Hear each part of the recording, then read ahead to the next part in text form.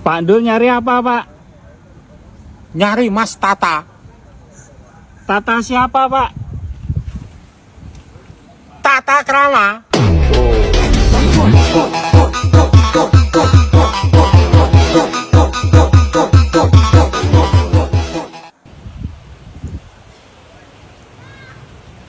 Pak Dul nyari apa, Pak?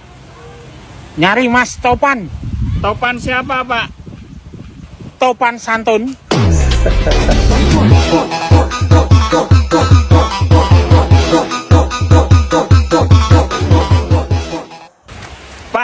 Pak. Sopan santun sama tata krama, pilih mana, Pak? Pilihan macam apa itu? Yang bener aja. Rugi dong. Lagi apa, Mbak? Lagi mencari-cari. Oh, mencari jawaban. Lagi mencari-cari siapa itu konsultan komedinya. Masuk komedi kayak gitu dibawa di ruang debat. Mau dibawa kemana arah komedi NKRI. Kita tuh harus tegak lurus terhadap kelucuan yang hakiki. Dark jokmu gede. Pecat wae Mas kuwi konsultan komedi nih. Ora masuk.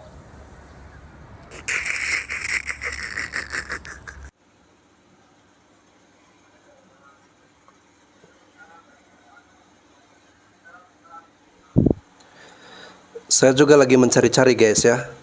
Mencari komentar netizen yang paling pedas dan paling lucu. Oke, tanpa perlu lama-lama lagi, mari kita sama-sama menyimak komentar-komentar dari netizen tanah air berikut ini.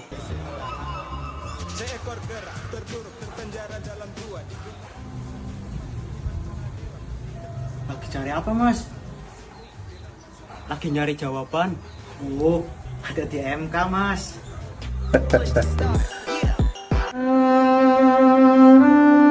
Pak Dul, Ya Mas, mau kemana, Pak?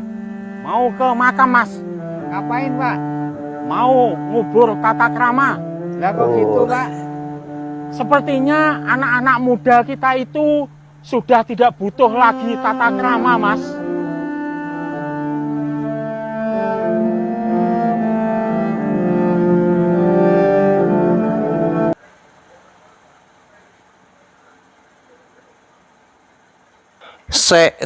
Jawabane ndi?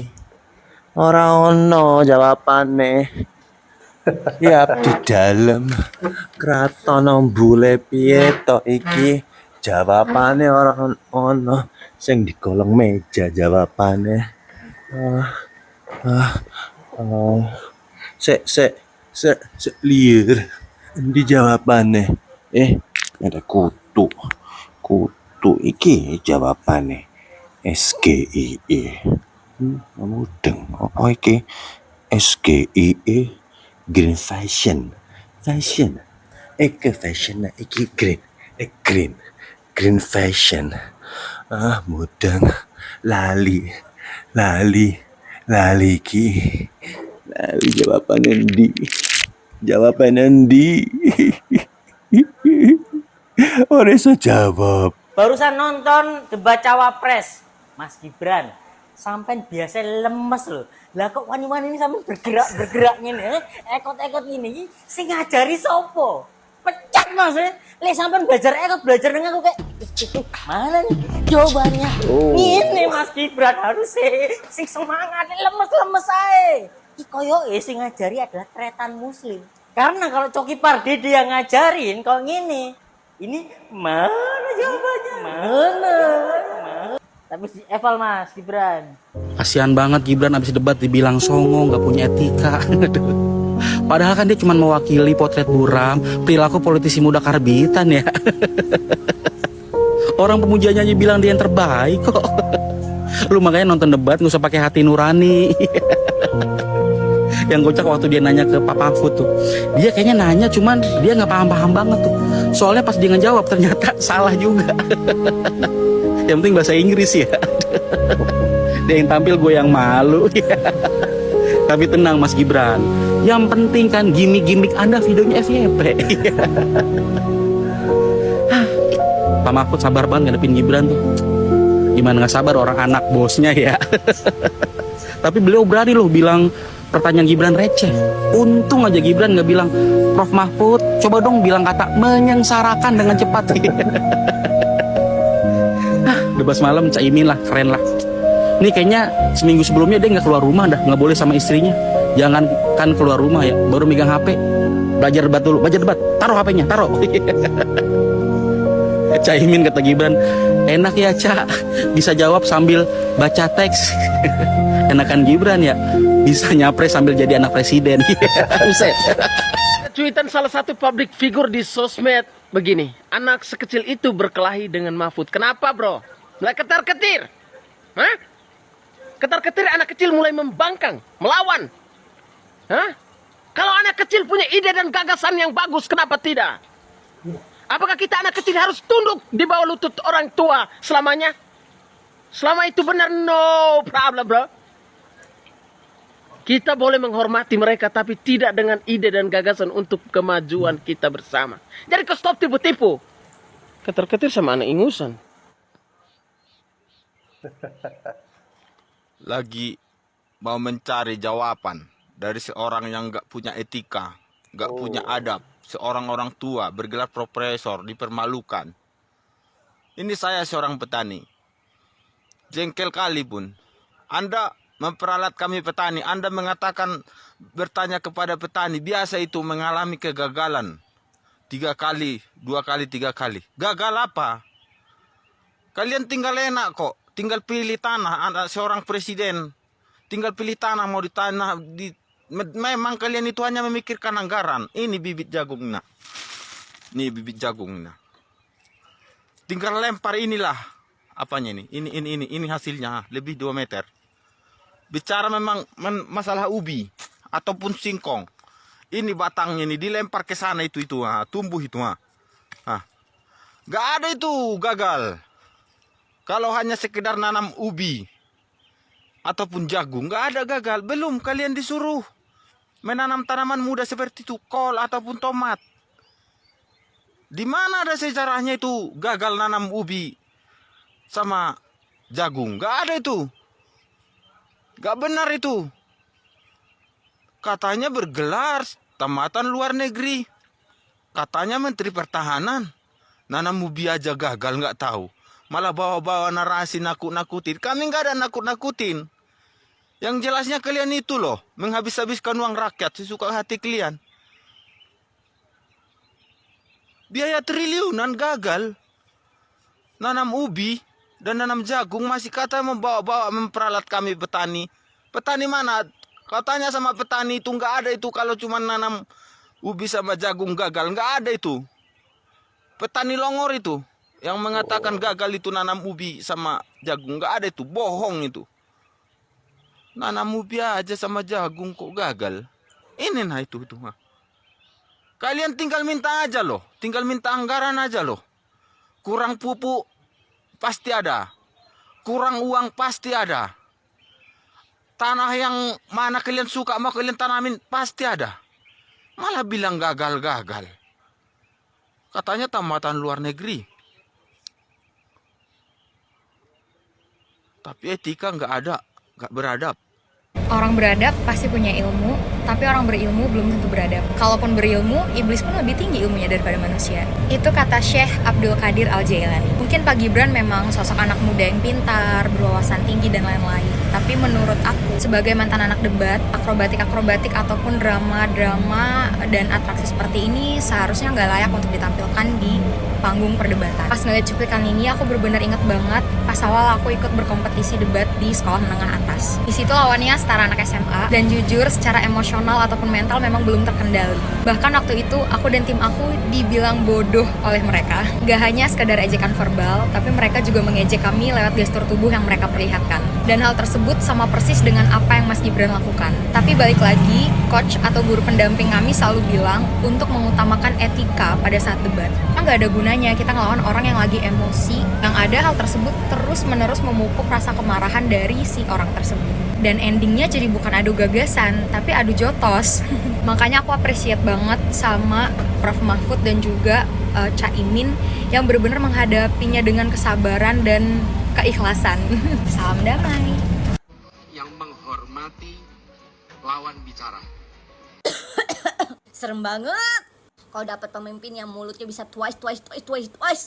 Mulut aja nggak bisa dipegang, lidah tak bertulang, apalagi janji. Boro-boro kinerja. Dia lupa kemarin yang kasih ponten 11 dari 100 itu siapa ya? Duh, lupa aku. Itu anak muda ngelawan orang tua bukan sih namanya? Giliran Gibran aja. Udah dicecer habis. Giliran kemarin dibilang itu kan debat. Boleh dong. Aduh, itu kan debat ya. Oke, debat. Berarti nggak lihat umur dong. Berarti saat Gibran saat kemarin ngomong seperti itu nggak masalah dong. Jangan dibilang nggak punya etika segala macem, karena di situ dia sebagai cawapres, sama-sama sebagai cawapres lagian. Dia sebagai cawapres di situ bukan untuk menjawab pertanyaan kinerja dari bapaknya. Kan kocak banget, dia jadi cawapres tapi dia didesak untuk jawab pertanyaan yang dimana dia harus mempertanggungjawabkan pekerjaan bapaknya. Kan kocak banget, seolah-olah ya kan lu anaknya, masa lu nggak tahu ya lu kan anaknya. Ya dia mah bisa jawab, untungnya dia pintar, dia ngerti data, dia juga datanya akurat semua, nggak data bodong ya kan. Tapi kan kocak aja, dia di situ bukan sebagai anak presiden, dia di situ sebagai cawapres, sama seperti Caimin dan Profesor Mahmud gitu loh. Terus yang lucunya apa? Prof Mahmud nggak bisa jawab, terus dibilang pertanyaan receh. Kalau pertanyaan receh anak TK ya udah jawab aja, tuh juga balon kok ada 5, sisanya ada berapa kalau meledak 1, ya kan gampang. Apa mesti memperlihatkan sikap yang kayak ngerasa kalah saing sama anak muda? Ya ampun, kita di sini bisa ngelihat kedewasaan seseorang ya, bukan cuman dari apa ya, dia tuh kecerdasan intelektual tapi juga karakter. Jadi dewasa itu nggak selalu harus berumur tua, pinter juga nggak harus tua gitu, nggak harus, karena kemampuan setiap orang itu beda-beda, IQ setiap orang tuh beda-beda gitu loh. Giliran pertanyaan diserangnya ke etika, dari kemarin debat kemarin gimana, etika gimana, lucu kayak gitu sih, mainnya gimana sih, nggak fair bener. Tapi nggak terbukti kan Gibran baca teks. Ya kalau nggak terbukti, kalau misalkan dia ngomong enak banget ya Caimin, baca teksnya asik banget, ya nggak masalah karena dia nggak baca teks, dan di situ kan konteksnya debat kan, nggak masalah dong kayak gitu. Itu nggak nyerang personal, itu nyerang secara data, berarti tidak menguasai data, tidak menghafal, dan itu nggak masalah dong seharusnya. Kenapa dipermasalahkan? Itu udah termasuk nilai tambahnya dari Gibran karena dia menguasai data dan dia ngerti harus apa dengan permasalahan-permasalahan yang banyak itu. Karena dia hafal, dia nggak perlu baca teks, itu udah nilai plus, dan dia menonjolkan kelebihan dia dari kontestan lain di situ. Sah-sah aja kayak gitu. Masa takut sama seorang Gibran? Katanya bukan apa-apa Gibran itu. Ya udah, kalau Gibran bukan apa-apa nggak usah takut, santai, slow aja. Kalau udah rezeki kita, kursinya buat kita mah bakal buat kita kok. Kalau udah warga udah lihat gitu, masyarakat udah lihat, rakyat udah lihat, yang pinter siapa juga bakal kelihatan, yang harus duduk di situ siapa gitu. Karena kan rakyat yang milih. Nggak usah terlalu banget karena tua gitu. Justru karena kita tua, kita harus memberikan contoh kepada yang muda. Jangan seperti kemarin, memberikan contoh seperti itu. Bukan menyalahkan anak muda terus yang salah. Anak muda kan ngelihat itu mengikuti dari yang tua. Oke guys ya, setelah saya memperhatikan, menyimak komentar-komentar di TikTok ya, di media sosial yang mungkin sebagian besar tidak saya tampilkan di channel ini ya, saya menyimpulkan seperti ini. Rata-rata pendukung 01 dan 03 ya, itu memberikan komentar-komentar bangga ya dengan Pak Mahfud dan juga dengan Caimin ya. Nah, sedangkan pendukung dari 02 ini ya, mayoritas netizennya itu kelihatan emosi banget guys ya. Kelihatan seperti marah-marah ya. Mereka counter attack, benar-benar menguras tenaga, emosi mereka demi membela Mas Gibran habis-habisan guys. Ya, ini sudah bisa dengan jelas dapat kita lihat sekaligus kita menyimpulkan bahwa debat capres-cawapres yang keempat kemarin ya, pemenangnya itu bukan ada di Mas Gibran. Kalau sebelumnya kita akui Mas Gibran yang memenangi pertarungan debat yang sebelumnya ya. Tetapi untuk yang keempat ada semacam blunder besar yang dilakukan oleh Mas Gibran ini ketika dia melakukan gimmick atau dalam bahasa komedi act out. Ini yang menjadi bahan serangan dari lawan-lawan Mas Gibran ini, menyoroti soal kelakuannya, soal etikanya. Karena gimmick-gimmicknya dari Mas Gibran ini berhasil dipatahkan oleh Profesor Mahfud MD yang kemudian diikut dengan Caimin. Nah, momen saat Profesor Mahfud MD mematahkan gimmick dari Gibran adalah ketika beliau memilih untuk tidak mau menjawab pertanyaan dari Mas Gibran, bahkan memberikan serangan balik yang cukup telak ya, dengan mengatakan bahwa pertanyaan dari Mas Gibran ini recehan ya, dan pertanyaan-pertanyaan itu tidak perlu dijawab. Kan ada kata ngawur yang dikeluarkan dari mulut Profesor Mahfud MD ya. Ini benar-benar telak yang kalau dalam dunia tinju kita sebut dengan KO ya, KO untuk Mas Gibran. Pendukung 02 sini merapat, semua merapat 02 ya, pendukung 02 merapat. Gue mau nanya, kelas cawapres saya nggak tahu legal dan ilegal. Prof Mahfud nanya, banyak tambang-tambang ilegal, gimana nyelesainnya? Bapak-bapak muda ini malah jawabnya gampang, tinggal cabut aja izinnya. Pertanyaan gua, yang namanya ilegal emang ada izinnya?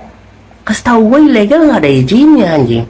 Sekelas cawapres nggak tahu ilegal dan legal itu artinya apa? Satu lagi, temanya debat malam ini tuh tentang lingkungan hidup, sumber daya alam, pangan, agraria. Satu lagi, masyarakat desa dan suku adat. Kenapa yang dibahas ekonomi? Kenapa? Tolong coba dah. Aku pikir setelah acara ini tuh bakal waras, pendukungnya kagak, makin gila anjir. Dongonya makin ke tulang belakang, susah diobatinnya. Aduh, sekelas profesoran udah bilang pertanyaan-pertanyaan lu receh. Profesor itu yang ngomong, sekelas profesor. Lu siapa? Pakai ngedewa-dewain dia malam ini. Lu SMA aja lulus, SPP lu nunggak. Astaga.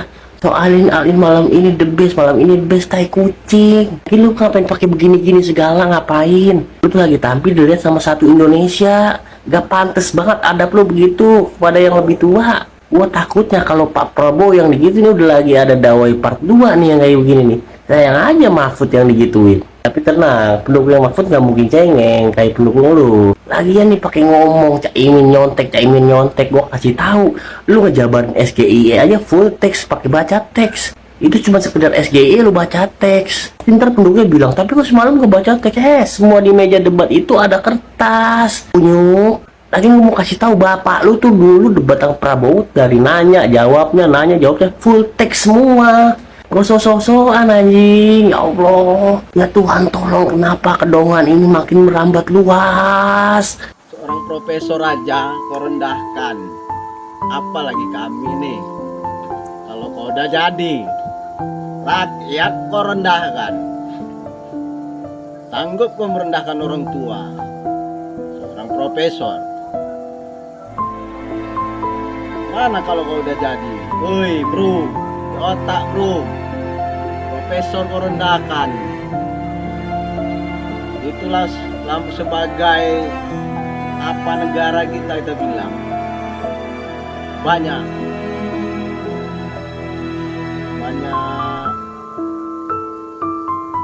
sumbangannya untuk negara. Profesor, rektor, hakim kau rendahkan. Apalagi kami nih, kalau kau udah jadi hal-hal biawak rendahkanlah kami nih terus. Kau suruh kami makan sayur singkong, kau suruh kami makan jagung, tinggi kalilah setelan kau biawak karbitan. Kowe anakmu jangan mulai pak, kurang layak jadi wakil presiden. Kurang layak, ijek celengean kaya ngono kuwi lho. Delok debat presiden ini, sombonge ra umum kaya ngono kae. Kurang pantes Pak, jak mulih wae Pak, jak mulih.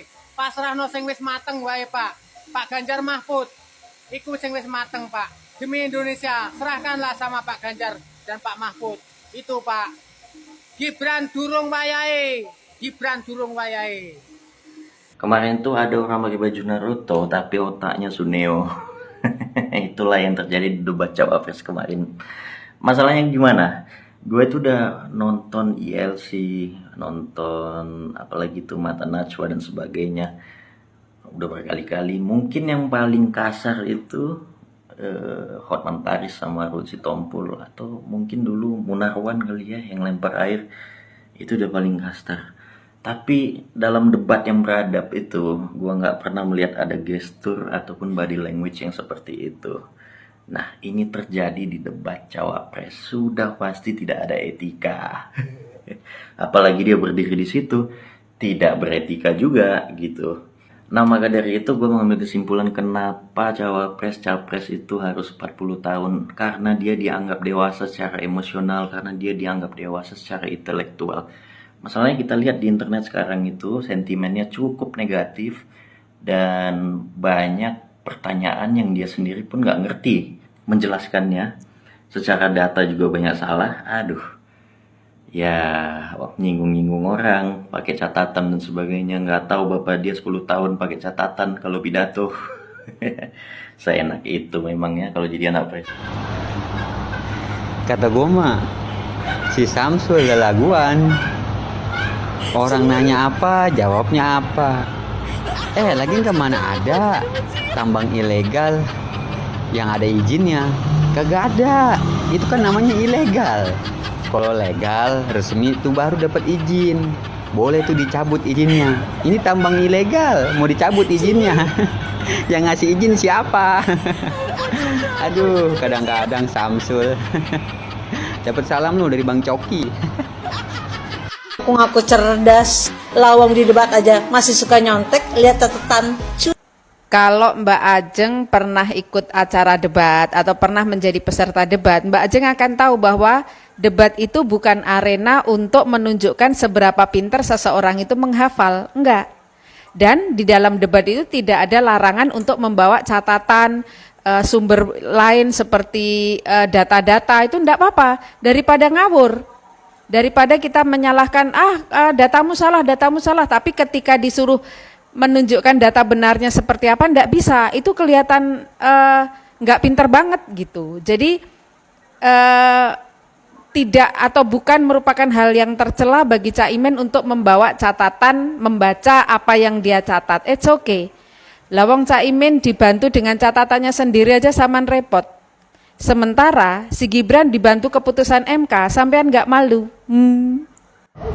Si bocah ngeledek-ngeledek, nunduk-nunduk, tangannya kayak hormat apa saja, hormatnya ngeledek-ngeledek. Harusnya jangan kayak gitu dong. Yang Anda berdiskusi atau berdebat itu adalah senior, orang yang terpandang, menteri dan wakil ketua DPR RI.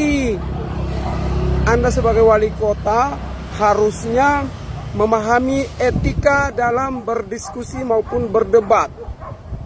Anda ngomong begitu seakan-akan mereka adalah kawan sebaya atau seusiamu. Bikin malu aja. Beginilah, kalau usianya belum matang, pengalamannya belum oke, dipaksakan maju jadi wapres. Beginilah akibat dari hasil pelanggaran berat MK. Makanya kalau nggak mampu, nggak usah maksain diri. Ya gimana gitu. Sorry ye, si bocah.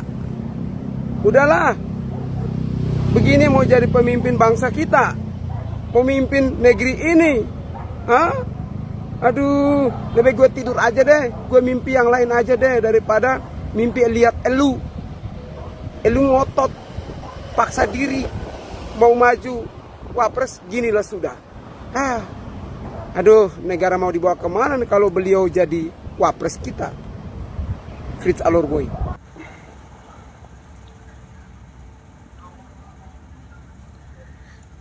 Halo, salam damai, salam damai. Lihat televisi, waduh, banyak yang lucu-lucu, politikus banyak yang lucu, tapi ada yang mengenaskan, tapi nggak apa-apa. Anggap saja ini hiburan dulu ya. Oke, di akhir nanti siapa yang terpilih menjadi orang nomor 1 di Indonesia? Setuju? Yang penting pilih yang baik dari yang terbaik, begitu. Lanjutkan, salam damai dari rekan-rekan saya pelawak Indonesia. Setuju? Yes.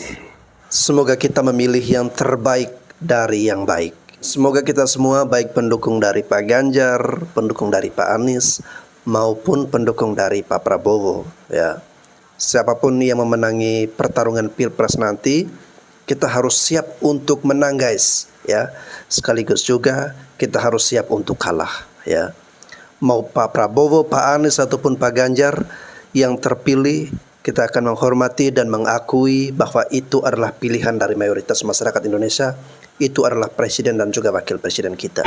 Dari sini kita punya satu garis besar kesimpulan bahwa Gibran ini memang songong menurut saya. Dia terbiasa melanggar etik aturan debat, termasuk juga melanggar etik konstitusi MK. Nah ini, anak ini betul-betul kalau dibiarkan berkuasa, dia akan seterusnya merasa menjadi anaknya Jokowi, bukan menjadi Gibran Rakabuming Raka. Nah ini yang akan menjadi gambaran kepada kita mengapa kita harus melawan Gibran dan Prabowo. Terima kasih. Luar biasa. Pak Gibran ini sebenarnya pemuda biasa-biasa aja. Cuman karena dia itu kan karena anak presiden kan. Karena dia anak presiden jadi disungkani, dihormati kan itu. Terus didukung oleh partai-partai, ada Gerindra, ada PAN, ada Golkar, terus Gelora, Demokrat, ya. Termasuk Ketua Umum Muslimat itu Bu Khofifah. Kalau dia bukan anak presiden, nggak bakalan ini dukung.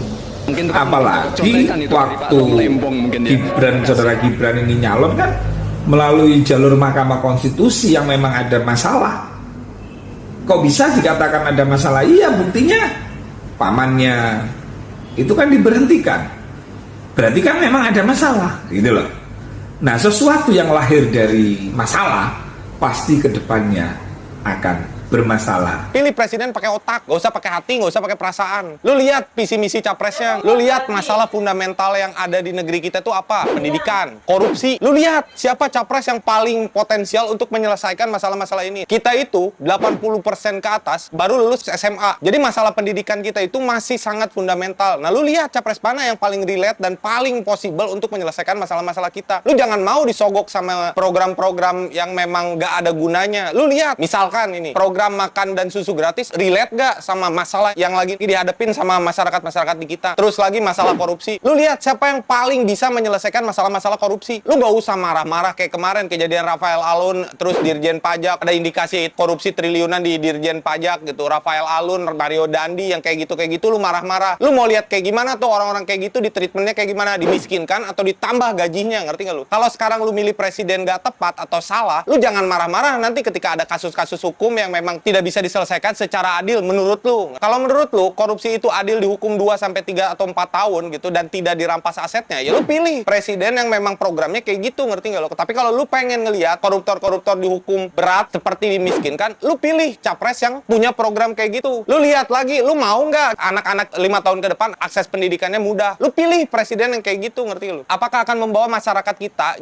jauh lebih baik dipimpin oleh dia? Pemimpin itu cerminan orang yang dipimpin. Jadi milih pemimpin itu cerminan dari orang-orang yang dipimpin. Makanya siapapun nanti yang mimpin lu, itu adalah cerminan dari orang yang dipimpin atau dari rakyatnya atau dari masyarakatnya. Jadi lu stop untuk berantem mau pilihan lu 1, 2 atau 3. Saran dari gua, pilih pakai otak, pilih pakai otak. Wow, sangat cerdas, keren dan luar biasa ya. Masukan kata-kata dari abang ini, pilih jangan hanya menggunakan hati Anda ya, perasaan Anda, tetapi gunakanlah juga otak Anda. Otak yang bisa menilai secara rasional ya, kira-kira dari ketiga pasangan yang ada ini siapa yang lebih layak menjadi pemimpin bagi bangsa dan negara kita ya. Oke, tadi abang ini menyentil soal program makan siang gratis, susu gratis ya. Kalau menurut saya program-program seperti itu bukan program untuk mencerdaskan anak bangsa, tetapi program untuk membentuk mental anak-anak kita menjadi mental pengemis, mental yang suka antrian sembako ya. Jadi mental-mental seperti itu yang akan dibentuk. Lalu kemudian soal penanganan koruptor ya. Kemarin teman-teman sudah sama-sama menyimak ketika Pak Prabowo, Pak Ganjar dan juga Pak Anies ya diundang ke gedung KPK untuk ditanyai mengenai komitmen mereka terhadap pemberantasan korupsi, ya, Pak Prabowo itu memberikan jawaban yang aneh banget guys, ya, memberikan saran dan masukan yang aneh menurut saya. Dia katakan untuk memberantas korupsi, ya, pejabat-pejabat itu gajinya akan dinaikkan, ya, hakim semuanya dinaikkan, pegawai-pegawai pemerintah gajinya dinaikkan. Nah, ini apa-apaan, ya? Apakah itu solusi yang tepat untuk memberantas korupsi? Nah, kalau dari tawaran capres-capres yang lain, baik Pak Ganjar maupun Pak Anies, ya, cara yang mereka lakukan adalah dengan transparansi anggaran, semuanya serba digital, ya, didetail secara terperinci sehingga semuanya bisa melihat secara terbuka, ya. Lalu kemudian kalau yang melakukan korupsi akan dimiskinkan, lalu kemudian akan dipenjarakan di sel khusus di Nusa Kambangan. Nah, ini yang harus kita lihat, harus kita apresiasi, kita dukung komitmen mereka terhadap pemberantasan korupsi. Tetapi kalau celah untuk berbuat koruptor justru malah dibuka semakin lebar, ya, gaji mereka malah dinaikkan, ya, jangan sampai ini akan memunculkan banyak sekali calon-calon koruptor yang baru, ya. Karena apa? Karena pemerintah memberi atau membuka ruang bagi mereka, ya. Tidak ada efek jera atau efek yang memberikan rasa takut buat para koruptor ini. Semoga ini bisa dicermati dan dilihat oleh masyarakat Indonesia, ya. Terlepas dari kalian pilih karena gemoy, kalian pilih karena lucu, kalian pilih karena ya saya suka aja, ya, pakai perasaan karena kasihan.